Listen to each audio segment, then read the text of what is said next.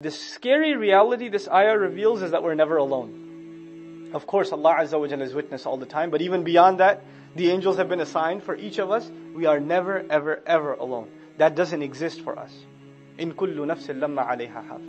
And then we should note that this phrase is a great degree of emphasis in it. Don't ever lose sight of the fact that it is absolutely true that every single person, all times of all hours of all days, has a watcher over them, has a guardian over them. Some discourse that we should take into consideration in regards to this ayah.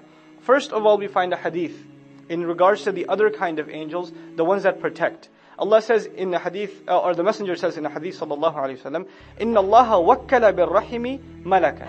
Allah has installed even in the wombs angels. He has appointed angels to guard and protect even in the wombs. From that time we are not alone. And then forth.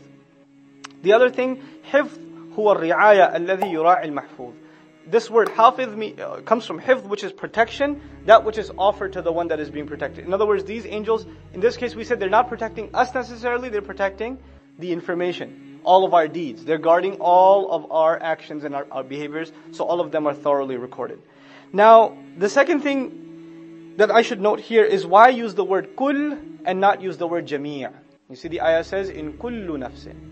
And in the Quran, jami' is also used. Now jami', kull means every, and jami' means all together. So what's the difference between them? You see, if you use the word jami', it implies that the people are together. And only then they have a guardian over them. But kull means each and every one in their own individual place. Regardless of whether we're together or not, this is something that's taking place. The other thing here is the word alayha preceding. In other words, Allah does not say, in kullu nafsin lamma hafidun alayha. Alayha is not at the end, alayha is in the middle. This is what's called taqdeem. The benefit of knowing that is that every one of us has specifically been assigned an angel. Or specifically been assigned a hafiz, that is for us, that's their job. Their job is us. As opposed to some other person, they have another angel assigned to them, and it's very, very particular to every single human being. This is part of the qadr and the creation of Allah subhanahu wa ta'ala. The other thing we should note about this ayah is the use of the word nafs, as opposed to the word insan. Allah does not say, in kullu insanin lamma alayha hafiz. He says, in kullu nafsin. Interestingly, in the next ayah we'll find, فَلْيَنْظُرِ النَّفْسَ أَوْ فَلْيَنْظُرِ الْإِنسَانِ مِمَّا خُلِقَ. You find insan in the next ayah.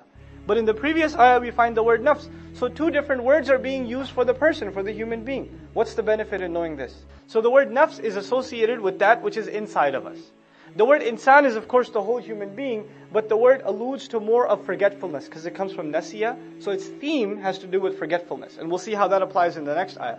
But this is about secrecy, because the nafs thinks they have some things that can keep a secret, that nobody's going to find out. But Allah says, no, you have a guardian over you. Even that nafs that is known for keeping secrets, none of its secrets are safe because there's a hafiz over it.